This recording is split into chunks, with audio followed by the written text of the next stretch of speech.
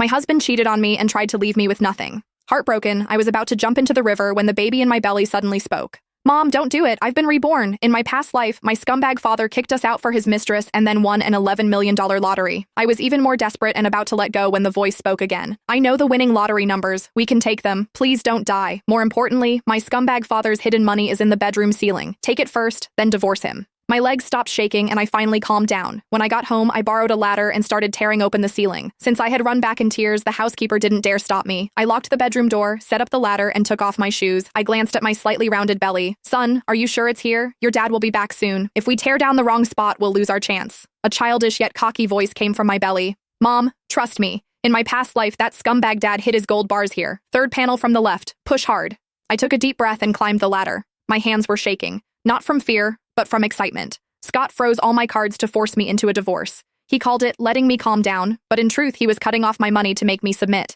He wanted me to leave with nothing. Dream on. I shoved the patterned ceiling panel open.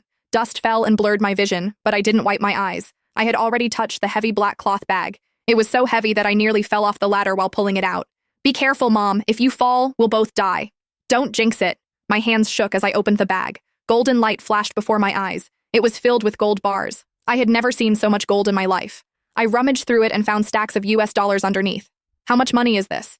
About $5 million. That scumbag dad secretly siphoned it from the company behind his partner's backs. It was meant as startup money for him and his mistress to enjoy life overseas. In your past life, you jumped into the river and let them get away. They used this money to go abroad, get credentials, and return as famous entrepreneurs, completely forgetting you. Hearing this, my anger exploded. Scott, you bastard! I built everything with you from nothing, and now that you were rich, you cheated on me, hid money from me, and even tried to drive me to death?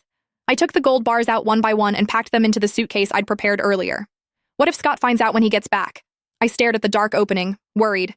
If he found out, I might not even make it out of this house, let alone get a divorce. Mom, are you silly? Just stuff some old books into the box next to it so it looks full, then put the ceiling panels back. They haven't been opened in years. By the time he notices, we'll be long gone. I suddenly understood. I grabbed a few of Scott's showpiece books from the top shelf, stuffed them into the black bag, and put it back in the ceiling. Then I carefully secured the panels. I even wiped away the fingerprints on the edges. Then I sat on the floor, my heart pounding. Even jumping into the river hadn't been this thrilling. Just then, the door opened downstairs. Scott's impatient voice followed. Tara, did that crazy woman come back? I froze. Mom, don't give in. You're the victim now. Act desperate and make him think you've given up.